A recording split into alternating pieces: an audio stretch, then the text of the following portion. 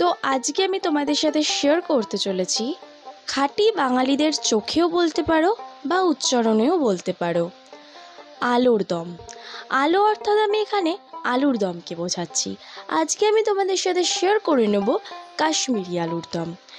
কোনো অতিথি আসলে আলুর দম বানিয়ে দাও, সকালের টিফিনে আলুর দম বানিয়ে দাও, পুজোর ভোগে আলুর দম বানিয়ে দাও। তো আলু ছাড়া বাঙালির একদমই চোখে কিচ্ছু দেখতে পায় না, রান্নাঘরটা পুরো অন্ধকার হয়ে থাকে। তাই জন্য এখানে আমি আলুকে আলো হিসেবে তুলনা করলাম। তো চলো দেখে নেওয়া যাক রেসিপিটা।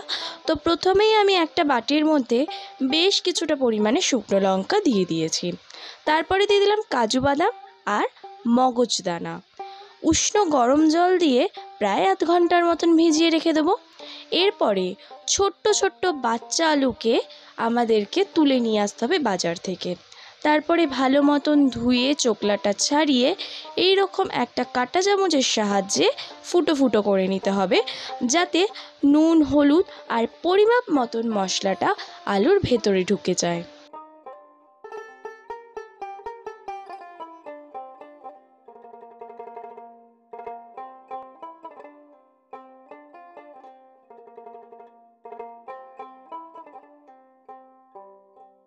আলুর কাজটা সম্পূর্ণ হয়ে যাবার পরে আমাদেরকে তৈরি করে নিতে হবে একটা ভাজা মশলা। ভাজা মশলার জন্য আমি প্রথমেই নিলাম গোটা ধনে, গোটা জিরে, লবঙ্গ, দারচিনি, এলাচ আর তার সাথে আমি নিয়ে নিলাম গোলমরিচ। প্রত্যেকটা উপকরণকে ভালো মতো নেড়ে চেড়ে যখন দেখবে একটা মিষ্টি ভাজা মশলার গন্ধ উঠে আসছে, তখন কিন্তু আমাদেরকে একটা পাত্রতে ঢেলে রাখতে হবে। ঠান্ডা হয়ে যাওয়ার পরে কিন্তু আমরা এটাকে মিক্সারের মধ্যে ভালো মতন গুঁড়ো করে নেব। এরপরে একটা কড়াইয়ের মধ্যে দেব বেশ কিছুটা পরিমাণে সর্ষের তেল। আজকে কিন্তু আমি রান্নাটা পুরোপুরি সর্ষের তেলেই তৈরি করব। তারপরে নুন হলুদ দিয়ে মাখিয়ে রাখা আলুগুলোকে ভালো মতো লাল করে ভেজে নিতে হবে।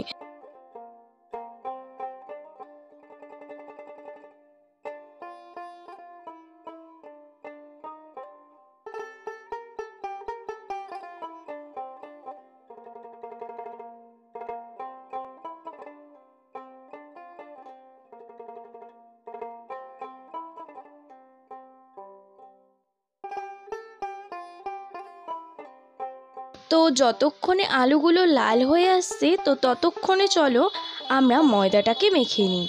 তো ময়দাটাকে মাখার জন্য আমি এখানে নিলাম স্বাদ অনুযায়ী নুন, দিয়ে দিচ্ছি সামান্য পরিমাণে চিনি আর তার সাথে ফেটিয়ে নেওয়া 1 কাপের মতন টক দই। তারপরে আমি দিয়ে দেবো এখানে 3 থেকে 4 চামচের মতন রিফাইন্ড অয়েল বা সাদা তেল। প্রত্যেকটা উপকরণকে ময়দার সাথে ভালো মতন মেখে তারপরে কিন্তু আমরা জলটাকে ব্যবহার করব। যখন দেখব পুরো ময়দাটার মধ্যে সম্পূর্ণ উপকরণগুলো ভালো মতন মিশে গেছে, তারপরে উষ্ণ গরম জল দিয়ে ময়দাটাকে ভালো মতন মেখে নেব। ময়দাটা মেখে নেবার পরে ভালো মতন একটুখানি হাতের তালুর সাহায্যে একটু ঠেসে নেব। ঠেসে নেবার পরে ওপর থেকে কিছুটা সাদা তেল বা রিফাইন্ড অয়েল দিয়ে 8 ঘন্টা বা 1 ঘন্টার মতন ছেড়ে দেবো। হাতে কম সময় থাকলে কম সময় রাখলেও চলবে। তো দেখো আলুগুলো কিন্তু এখনও পুরোপুরি লাল হয়ে আসেনি। তো আলুগুলো লাল হয়ে আসা অবধি আমাদেরকে অপেক্ষা করে নিতে হবে। যখন দেখবে আলুগুলো পুরো লাল হয়ে গেছে, তখনই কিন্তু আমাদেরকে আলুগুলোকে তুলে নিতে হবে। তো এই ধরনের ঠিক লাল হয়ে যাবার পরে আলুগুলোকে একটা পাত্রের মধ্যে আমরা এখন তুলে রেখে দেবো।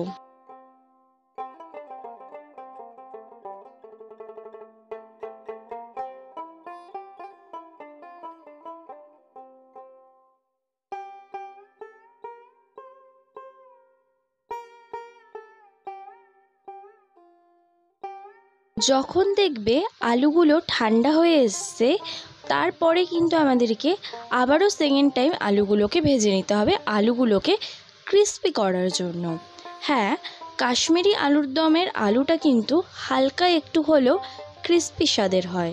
তাই জন্য আবারও আমি আলুটাকে ভেজে নেব, তবে অবশ্যই ফ্লেমটাকে কিন্তু লোতে রাখতে হবে।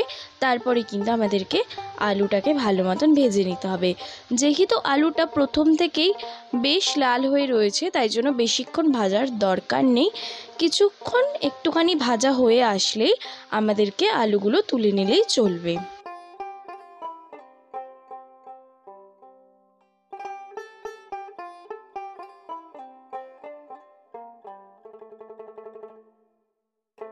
তো আলুগুলো ভাজা হয়ে গেছে। তো এবার আমি একটা একটা করে আলুগুলোকে তুলে একটা প্লেটের মধ্যে রেখে দিচ্ছি।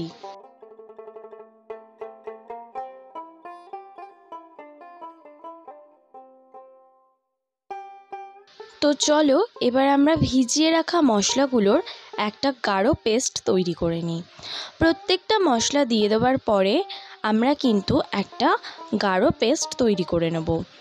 তো যখন দেব প্রত্যেকটা মশলা ভালো মতন পেস্ট হয়ে এসছে, ঠিক সেই সময় কিন্তু আমাদেরকে আদাটাকে দিয়ে দিতে হবে। তোমরা চাইলে প্রথমেই দিয়ে দিতে পারো, তবে আমি ভালো মতন আগে মশলাগুলোকে পেস্ট করে নিচ্ছি, তারপরে আদাটাকে ব্যবহার করে নিলাম। তো যখন দেখব পেস্টটা তৈরি হয়ে গেছে, তখন একটা বাটির মধ্যে ঢেলে রেখে দেবো।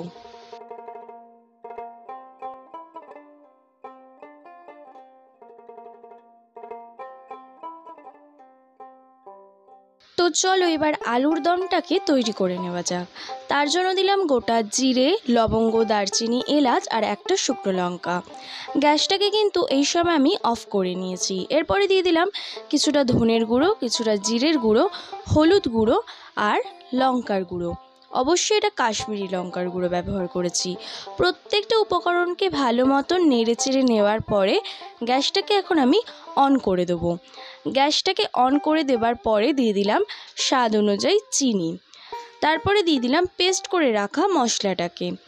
ভালো মতন নেড়ে চেড়ে হতে দেবো 5 থেকে 7 মিনিটের জন্য।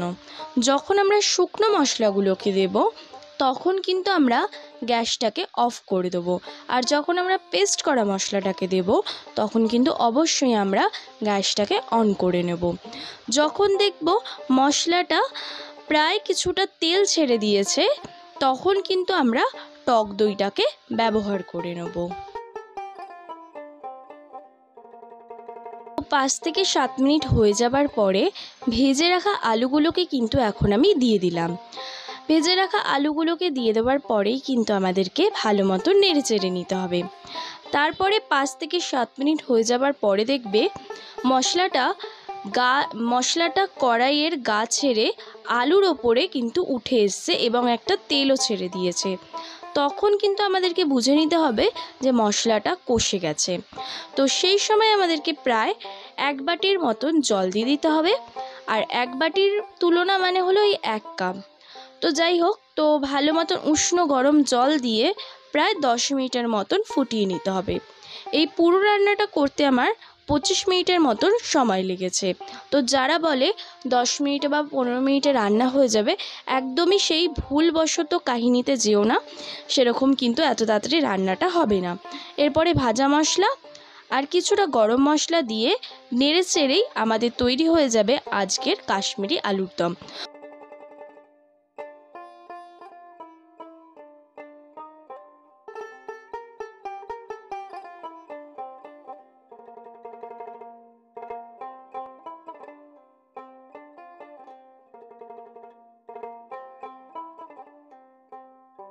তো এখন কাশ্মীরি আলুর দমটা তো তৈরি হয়ে গেছে। তো চলো এবার আমরা তৈরি করে ফেলি বাটার নানটাকে। হ্যাঁ, আলুর দমের সাথে সর্বদাই ভালো লাগে লুচি, তবে আজকে আমি একটু ইউনিক স্টাইলে এবং মুখের স্বাদ বদলের জন্য তৈরি করে ফেলছি বাটার নানটাকে, তাও আবার উইদাউট ইস্টে।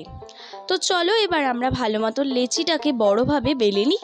এরপরে চলো আমরা একটা হাতের তালুর সাহায্যে লেচিটাকে রেখে তার মধ্যে কিছুটা জল মাখিয়ে নিই। তো আমি একটা লোহার চাটুকে গরম হওয়ার জন্য রেখে দিয়েছি। তো এরপরে যে দিকটাতে আমরা জল দিয়েছি সেই দিকটা কিন্তু চাটুর মধ্যে দিয়ে দেবো এবং কিছুক্ষণ পরে যখন দেখব যে ময়দাটার গায়ে এরকম কি বলে বাবলসের মতন উঠে আসছে, সেই সময় কিন্তু আমরা গ্যাসের মুখো করে ময়দাটাকে রেখে দেবো।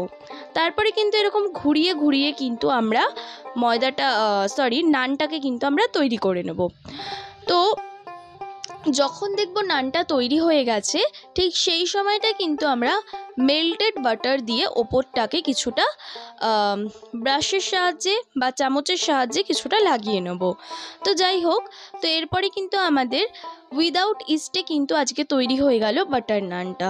তো চলো এই সফট বাটার নানটা গরম গরম সার্ভ করে দেওয়া যাক কাশ্মীরি আলুর দমের সাথে। তো চলো এবার আমরা সার্ভ করে দিই আলুর দম আর তার সাথে গরম গরম নান পরোটা। তো যাই হোক, আজকে আমার ভয়েস দিতে গিয়ে অনেক জায়গায় অনেকবার ভয়েসগুলো কিন্তু ভুলভাল হয়েছে। সেই ভয়েসগুলোকে না কেটে দিয়ে তোমাদের সাথে আজকে আমি শেয়ার করে দিয়েছি। আশা করব তোমাদের এই রেসিপিটা ভালো লাগবে। তো চলো দেখে নাও যে কতটা নরম তুলতুলে আজকে তৈরি হয়েছে নান পরোটাটা। তো আজকের জন্য এতটুকুই। পরের ভিডিও নিয়ে আবারও তোমাদের সাথে দেখা হবে। তো ওপর থেকে আমি কিছুটা দিয়ে দিচ্ছি এখন আমি আলুর দমের মধ্যে দই। আমি যখনই আলুর দম খাই আমি কিন্তু এইভাবেই খেয়ে থাকি, কারণ আমার কিন্তু বেশ ভালো লাগে এইভাবে আলুর দম খেতে, আর কিছুটা দেখতেও সুন্দর লাগে। তো চলো এরপরে আমি তোমাদের সাথে শেয়ার করে নিই যে আলুটা কতটা ভালো পরিমাণে সিদ্ধ হয়েছে। এই সময়কার আলু কিন্তু খুব একটা সিদ্ধ হতে চায় না, কিন্তু ডাবল ফ্রাইয়ের জন্য আলুটা কিন্তু সম্পূর্ণ সিদ্ধ হয়ে যাবে, প্রায় 80% মতন সিদ্ধ হয়ে যাবে। তো আশা করব আমি আমার এই মিষ্টি বন্ধুদের কাছে যে তাদের রেসিপিটা ভালো লেগেছে। যদি ভালো লেগে থাকে তাহলে like, comment, share and subscribe করে দিও। পাশে থাকার জন্য অনেক ধন্যবাদ। বেল নোটিফিকেশনটাকে ক্লিক করে দিও। আর এখনের জন্য বলছি টাটা।